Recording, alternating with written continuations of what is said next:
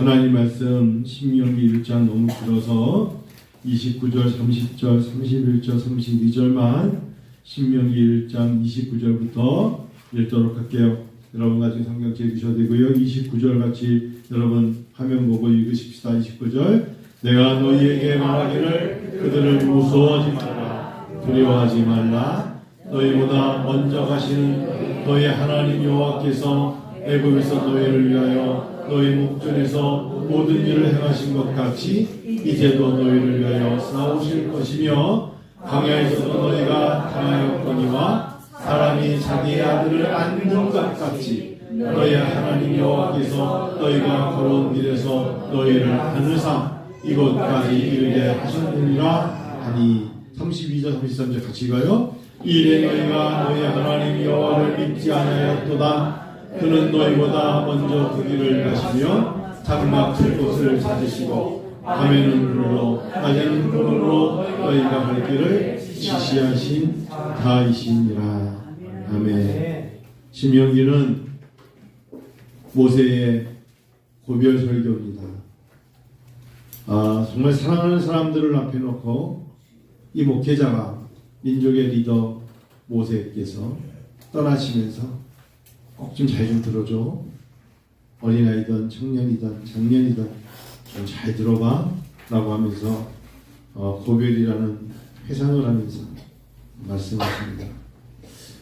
이어령님의 마지막 수업이라는 책을 보니까 항상 그분이 글 중에 빼놓지 않는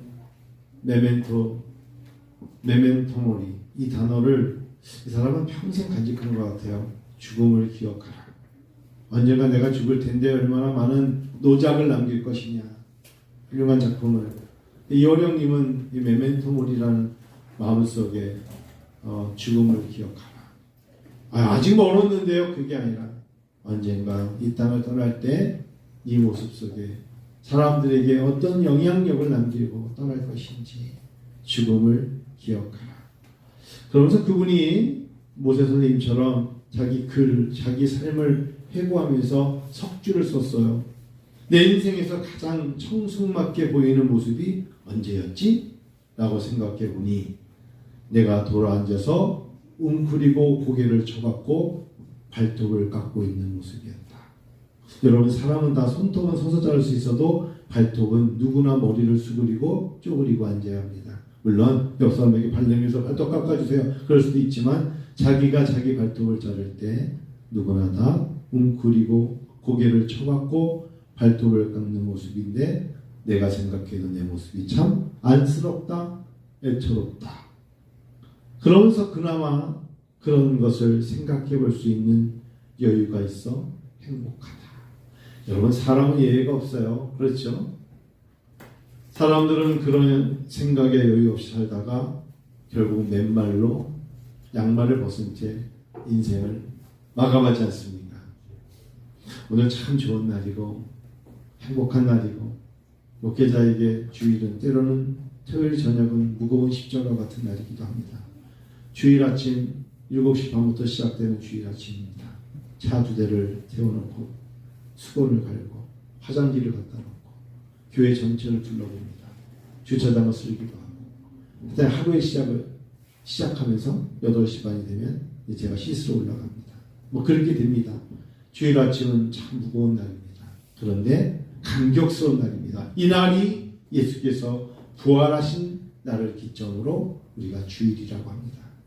하나님은 이날 우리를 통해서 어차피 맨발로 인생을 마감해야 될 우리들에게 위로는 성령의 담비를 부으시고 은혜의 담비를 부으십니다.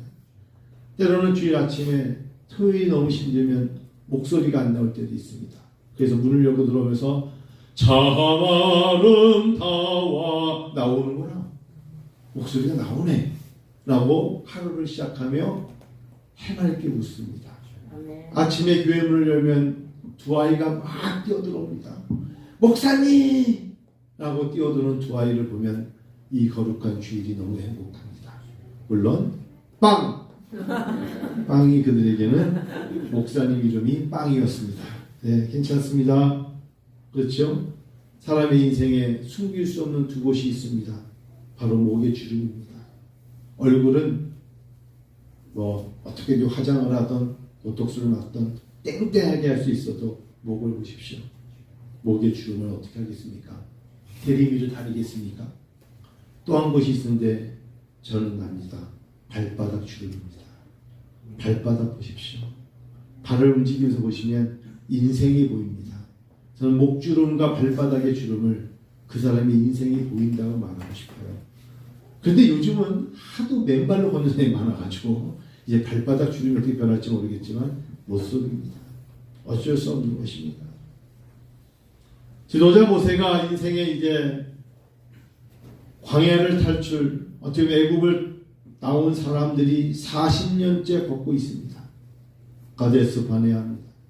그곳에서 하나님이 적과 꿀이 흐르는 땅을 우리에게 이쯤 걸었으면 주실 거야 라고 말하며 가데스라는 아주 거룩한 생못이라는 거룩한 셈이라는 뜻을 가신 그곳에서 모세 선생님이 두 사람 12명을 각 지파에 한 명씩 뽑아서 12명을 가봐라.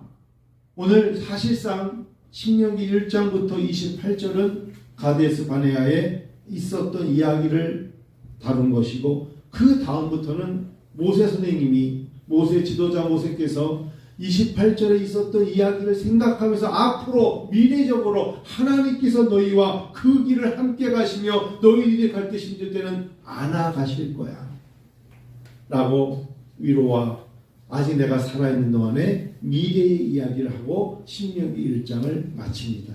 그래서 28절로 딱 잘리는 겁니다. 사실 28절, 19절부터 28절의 이야기가 가데스 바네아에 있었던 12명의 정탐꾼 이야기를 하면서 어땠는가 말하는 것이고, 29절부터 마지막 절까지는 그거를 기점으로 하나님은 여전히 너희를 안아주신. 오카노 목사님이 생에 살아계실 때 많은 책을 쓰셨어요. 평신도를 깨운다부터. 근데 제가 오카노 목사님 쓴 책 중에서 제가 제일 좋아하는 책이 안아주신이라는 책이 있습니다. 안아주신. 하나님은 내가 목회할 때, 우리가 힘들 때 안아주셨습니다. 내가 힘들어 지칠 때 보이지 않는 손으로 안아주셨습니다. 하나님은 안아주셨습니다. 물론 그분이 암투병 하시면서 고통에는 뜻이 있다라는 책도 쓰셨습니다만 정말 힘든 때마다 하나님이 나를 안아주셨습니다. 가데스 바네아, 거룩한 샘. 사실 이 가데스 바네아에는 많은 일들이 일어났습니다. 모세가 바위를 쳐서 물을 솟게 하였던 그것도 가데스 바네아였습니다. 40년을 방황했습니다. 제가 오늘 교사 기도회 때도 나눴습니다만 인생의 시작은 사실은 40쯤 되면 보이기 시작합니다. 40이라는 인생이 어찌 보면 짧은 것 같아도 그때의 결정이 50, 60을 좌우합니다. 40이 되기 전까지는 변화무쌍할 수 있습니다. 우리 성도님들 40 전이니까 아직 해맑게 웃고 실수할 수도 있고 실패해도 두려워하실 이유 없습니다. 다윗도 40부터 인생이 겪고 40세 왕 됐고 40이라는 단어가 참 의미가 큽니다.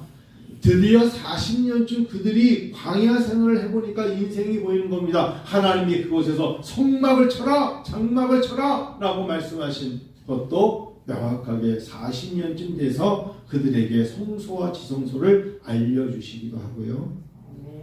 하나님께서 40년 만에 이제 적과 꿀이 흐르는 땅은 여기야. 그렇다고 40년까지 손 놓고 하는 게 아닙니다.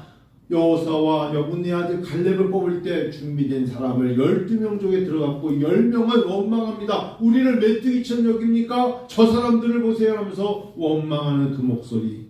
민수기 14장 7절 8절이 그 말씀입니다. 그 땅을 정탐한 자 중 눈의 아들 여호수아와 여분의 아들 갈렙이 자기들의 옷을 찢습니다. 사람들이 부정적으로 말하고 안 된다고 말하고 이 땅은 점령하지 못할, 하나님이 원하신 건 가장 우선순위는 믿음이었고 하나님의 약속의 땅에 믿음의 사람들이었습니다. 땅을 넓히는 게 문제가 아니었고 너희에게 내가 요구하는 건 믿음이란다. 여러분, 기업도 일자리도 자기의 일의 장막도 사람을 선택하는 것도 자기의 직업도 사실은 믿음이라는 단어가 갇혀 있을 때 하나님이 일하십니다. 믿음에 갇혀져 있지 않고 일하면 많은 어려움을 옵니다. 많은 어려움이 와요. 근데 오늘날의 시대가 혼합주의입니다. 싱크리티즘에 있다 보니까 우리에게는 이런 단어가 늘 가슴에서 오직 믿음, 솔라 피데스, 오직이란 단어가 우리들에게 늘 있었어요. 그런데 이 시대가 혼합주의가 되니 오직이란 단어는 쓰면 안 돼. 융합주의야. 알라도 신이고 마호메트도 신이고 석가모니도 신이고 다 받아주고 존중해줘야지. 왜 하나님만, 왜 예수님만 신이라고 그래? 오직이란 단어를 빼. 오직 은혜, 솔라 그라페, 그런 말 하지마. 세상으로는 돈으로도 살 수 있는 거고 명예로도 살 수 있는 거야. 오직 은혜로 산다는 말 빼. 오직 솔라 스프라프라, 오직 성경, 오직 성경이라고 말하죠. 그들이 가지고 있는 불교의 팔정도도 있고 코란도 있고 얼마나 많은 게 많은데 성경만. 그래서 우리가 가지고 있는 유일신적인 오직이라는 이 단어를 시대가 얼마나 바뀌는데 왜 자꾸 십자가만 강조하냐고 우리를 나무라지 않습니까? 정신 차려야 합니다. 담임 목사부터 정신을 차려야 됩니다. 그럼에도 십계명의 첫 번째 계명은 오직 하나님만 섬기라고, 나 외에 다른 신을 섬겨서는 안 된다고 말씀하십니다. 우리가 살아남고 하나님께 복을 받고 축복을 받으려면 믿음 외에는 없어요. 하나님을 섬기고 예수님을 사랑하고 예수님을 의지해야 그 이외의 것들이 회복이 되는 것이지, 왜 신앙만 강조하냐? 오직 성경, 오직 믿음, 오직 예수라고 말하면 타협점을 못 찾는 자에게 융통성이 없다고 말하는 것은 매우 큰 함정입니다. 그걸 놓쳐서는 안 됩니다. 어느 순간 다른 것을 다 이루었어도 마지막에 양말 벗고 주님 앞에 갈 때, 주님 앞에 섰을 때 사람이 죽는 것은 정한이 있지요. 그 후에 심판이 있을 때 드릴 말씀은 여태까지 해온 일을 말하는 것이 아닙니다. 오카라 목사님의 책 중에 어떤 일을 하려고 들지 말고 누구를 위해 살 것인가를 생각하며 사는 인생이 복 있는 인생이다. 일의 종류는 얼마나 많습니까? 고귀한 일들이, 해야 될 일들이, 직업이 얼마나 많습니까? 다 열심히 살아야죠. 그러나 누구를 위해 살겠습니까? 예수를 위해 살아야죠. 주님을 위해 살아야 되고 하나님을 위해서 살아야 합니다. 오늘 여러분 19절 한번 보십시다. 성경을 이제 여러분 갖고 있는 성경책을 제가 보면서 나눕니다. 우리 하나님 여호와께서, 신명기 1장 19절입니다. 우리 하나님 여호와께서 우리에게 명령하신 대로 우리가 호렙산을 떠나 너희가 보았던 그 크고 두려운 광야를 지났어요. 아모리 족속의 산지길로 가데스 바네아에 이른 때에 내가 너희에게 이르기를, 우리 하나님 여호와께서 우리에게 주신 아모리 족속의 산지에 너희가 이르렀나니. 21절 읽어요. 너희 하나님 여호와께서 이 땅을 너희 앞에 두셨은즉 너희 조상의 하나님 여호와께서 너희에게 이르신 대로 올라가서 차지하라. 두려워하지 말라, 주저하지 말라 한즉. 22절 너희가 다 내 앞으로 나와 말하기를, 우리가 사람을 우리보다 먼저 보내어 우리를 위해 다 그 땅을 정탐하고 어느 길로 올라갈까 할 것과 어느 성읍으로 돌아가야 할 것을 우리에게 알리게 하자 하기에.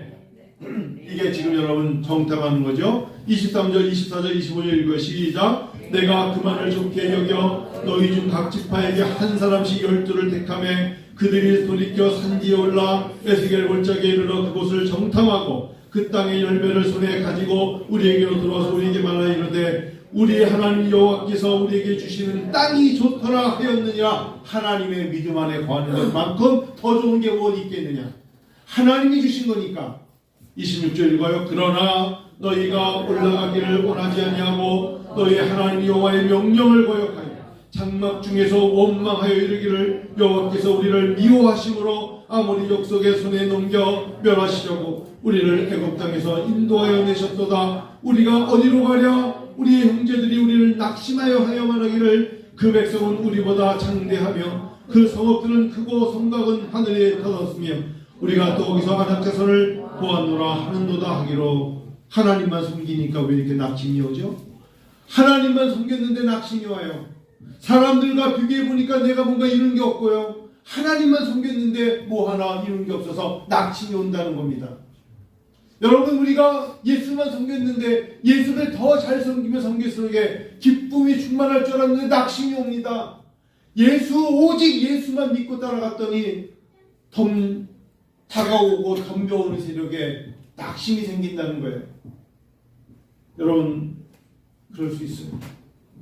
목회자가 더 열심히 목회를 하면 더 큰 낙심이 옵니다. 작게 그냥 그럴듯하게 하면 괜찮은데 때로는 땅도 사야 되고 건물도 짓고 목회를 하다 보니까 더 큰 낙심이 옵니다. 오늘 성경은 그렇게 말하잖아요. 그들을 하나님이 애굽 땅에서 끌어내오니까 있을 때 애굽에 자유가 없던 그들의 종노릇하며 애굽의 고깃가마에서 떨어진 걸 먹고 살 때는 낙심이 없었는데 적과 꿀이 흐르는 땅을 향하여 가려 하니까 하나님만 믿고 따라가는데 낙심이 생겨요.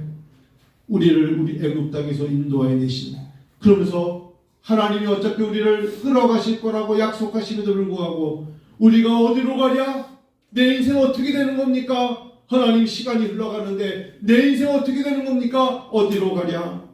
우리 형제들이 우리를 낙심하게 하여 말하기를, 내 앞에 우리 인생에 앞으로 2024년 중반 2025년에 내 앞에 놓여질 것들은 더 어렵고 힘든 우리보다 장대하며 그 성읍들은 크고 성곽은 하늘에 닿아서 우리를 보고 있노라 라고 말하는 이 대목을 그때 이야기로 끝내지 마시고 하나님을 섬길수록 낙심이 옵니다. 여러분, 공감하시나요? 예수를 몰랐다면 소주 한잔 먹고 끝낼 수 있는 일들이 참 많은데 예수를 믿다 보니까 죽을 수도 없고 자살할 수도 없고 약물을 먹을 수도 없고, 그래서 기도 외에는 능할 것이 없다 하지만 어떻게 기도해야 될지 모르겠고, 이 백성은 내가 나를 위해 지었나니 나의 찬송을 부르게 함이라는 것을 알지만 입가가 열려 찬양이 나오지 않는 인생의 이 막막함 속에서 이 모세는 과거를 회상하며 이 40년 전에도 가데스 바네아에서 있었던 그날들을 회상하며 설교하는 겁니다. 패배의식에 잡혀있는, 지금 내가 이것을 잘못하면 패배할 거야 라고 인생의 허무함만 가지고, 하나님은 그렇지 않아 무서워하지 말라고 하셨고 29절에 내가 너희에게 말하기를 그들을 무서워하지 말라고 그랬고 두려워하지 말라고 했잖아. 내가 네 인생의 주인이고 내가 너를 끌어가는데, 특별히 30절 한번 읽어보세요. 30절 여러분 읽어보실까요? 시작. 너희보다